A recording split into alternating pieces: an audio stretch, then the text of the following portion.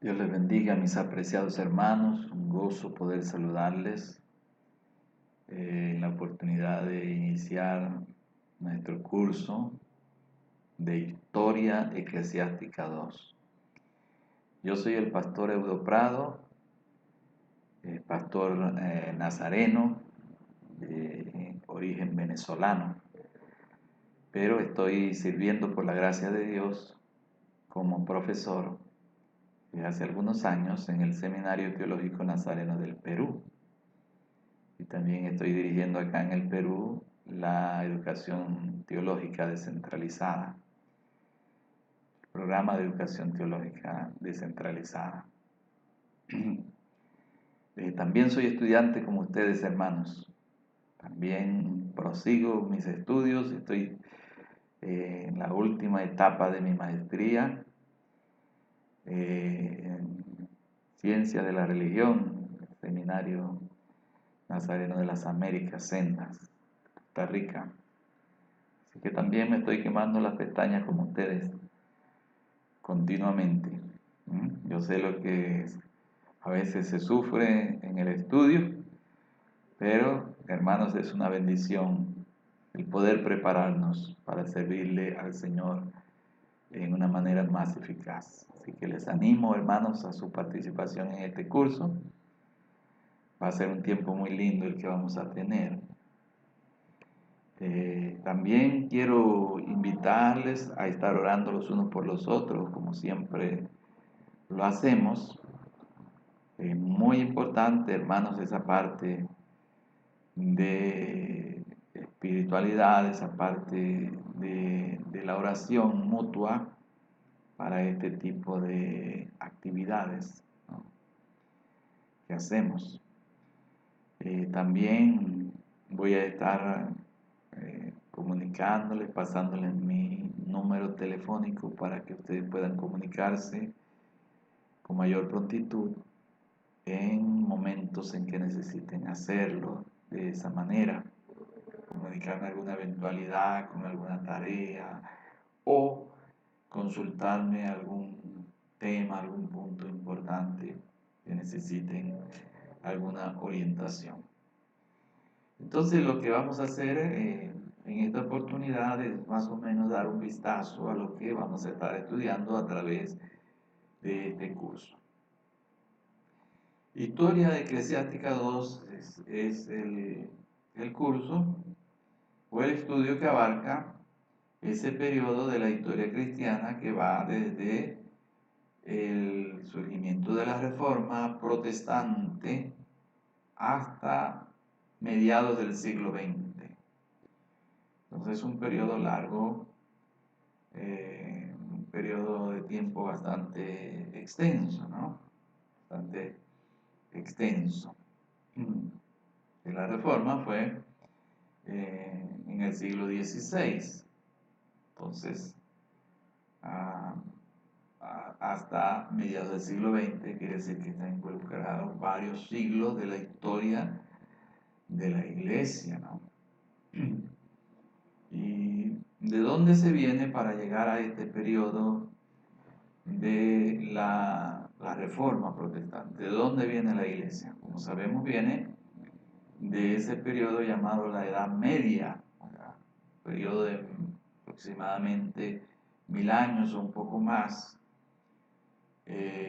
donde también se le llama a ese periodo la Edad Oscura de la Iglesia, porque fue un periodo plagado de muchos males, ¿verdad?, de muchas necesidades y de muchas situaciones adversas para la Iglesia. Durante ese periodo de la Edad Media, periodo anterior a este que nosotros vamos a estar estudiando, más o menos para refrescar un poquito la memoria de lo que ustedes estudiaron en el curso anterior de Historia de la Iglesia, Historia Eclesiástica 1, durante aquel periodo de la Edad Media se desarrolló lo que se conoce como el papado, ¿verdad? Se desarrolló el poder papal. Como sabemos, hermanos, la Iglesia Católica comenzó a desarrollarse los primeros siglos de la Iglesia, ¿verdad? Ya cuando la Iglesia se oficializó por el Imperio Romano, por Constantino, ya de ahí se empezó a transformar y a cambiar y empezaron a entrar a la iglesia elementos extraños que se comenzó a deformar, ¿no? Cómo estaba configurada la iglesia, la fe, se empezaron a corromper las creencias, y entraron muchas prácticas que fueron tomadas del paganismo, ¿verdad? Entraron a la iglesia, ¿no? Y entonces comenzó el desarrollo de esa figura papal, que fue la figura que dominó ese periodo de la Edad Media. Y con el papado, ¿verdad?, vinieron muchas prácticas que llevaron a una corrupción de la iglesia, una tremenda corrupción de la iglesia. Entonces, previo al surgimiento de la Reforma Protestante, la iglesia estaba sumida, ¿verdad?, en un caos terrible, ¿no? En cuanto a lo que podríamos llamar eh, el caos ocasionado por los errores, por las equivocaciones que habían, que muchas de ellas, por supuesto, eran conscientemente y a propósito, ¿verdad? Pero ahí dominaba el clero en ese tiempo, ¿no?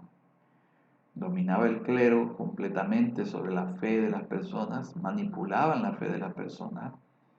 Como sabemos, durante ese periodo la gente no podía leer la Biblia porque no la tenían, y solamente las escrituras eran leídas por el sacerdote en latín, que era el idioma oficial de la iglesia, y la gente no podía entender lo que se leía. La participación de las personas en el culto era como meros espectadores, eran espectadores pasivos, donde todo lo hacía el sacerdote, y la doctrina de la iglesia católica que se enseñaba era que el sacerdote era el mediador, y la gente no podía acudir directamente a Dios sino a través del sacerdote y a través de la iglesia. Era la iglesia la que dispensaba la salvación, y era por medio de la iglesia que la gente se salvaba.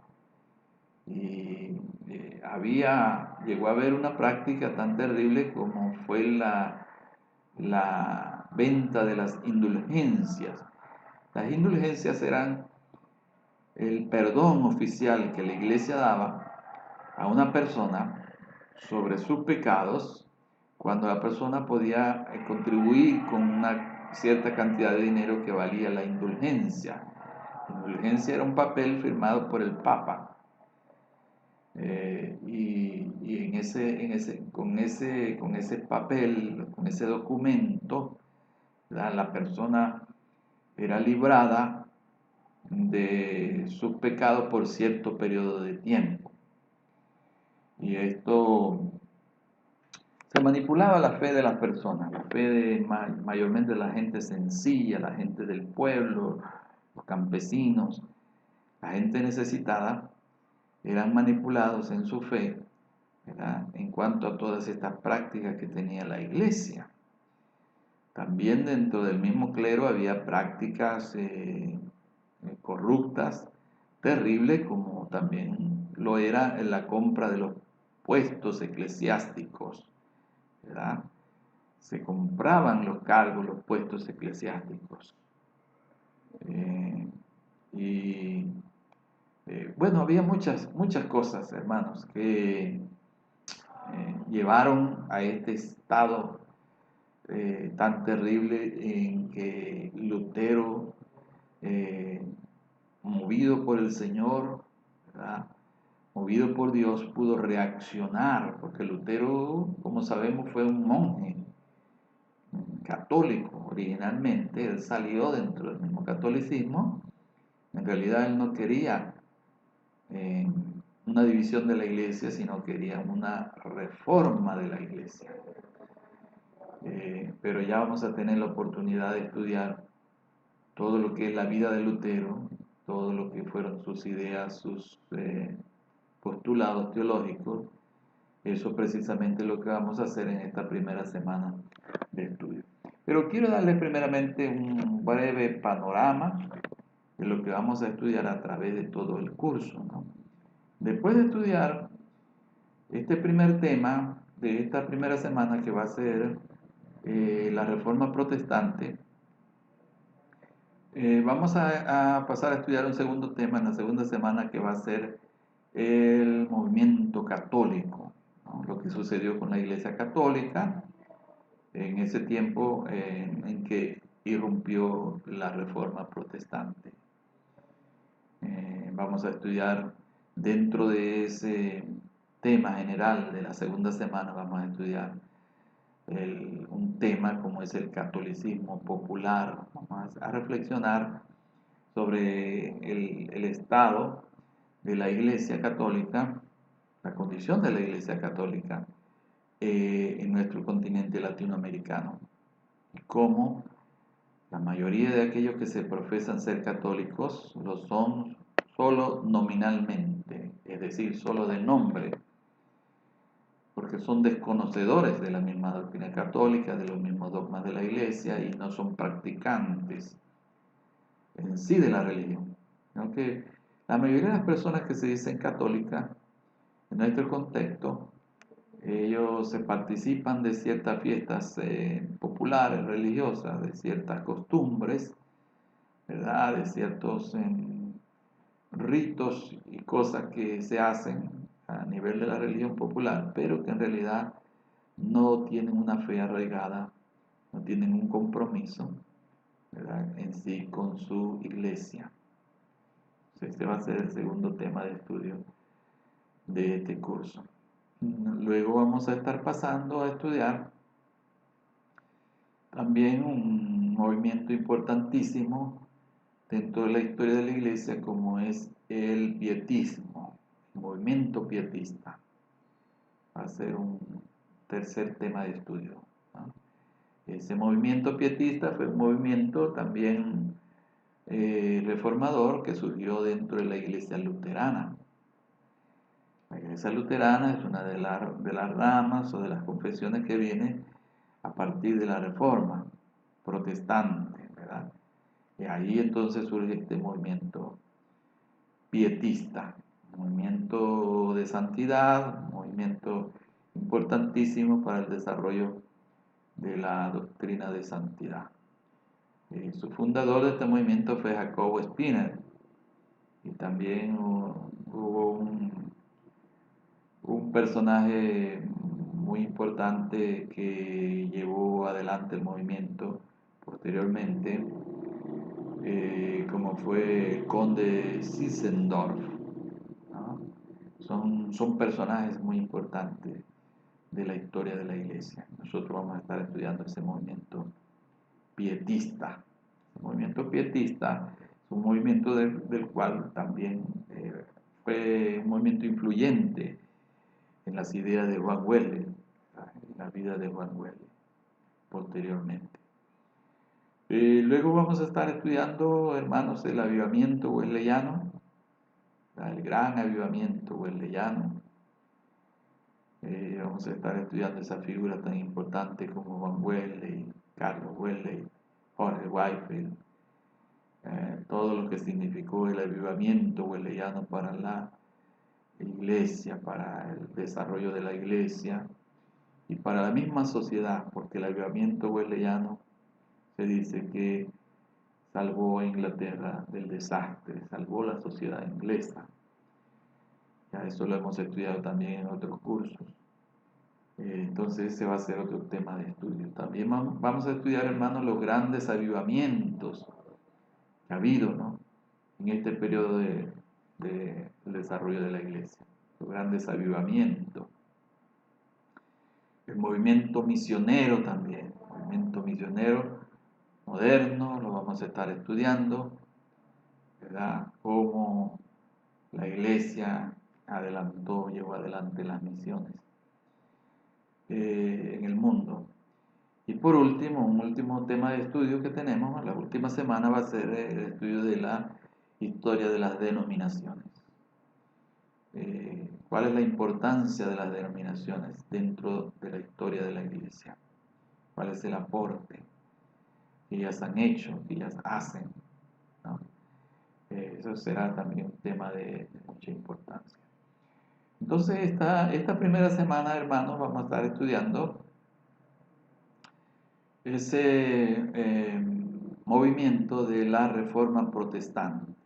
Y vamos a estudiar con énfasis particular la figura de Martín Lutero. Hay muchos otros personajes que contribuyeron a la Reforma, como Juan Calvino, como Ulrico Zwinglio.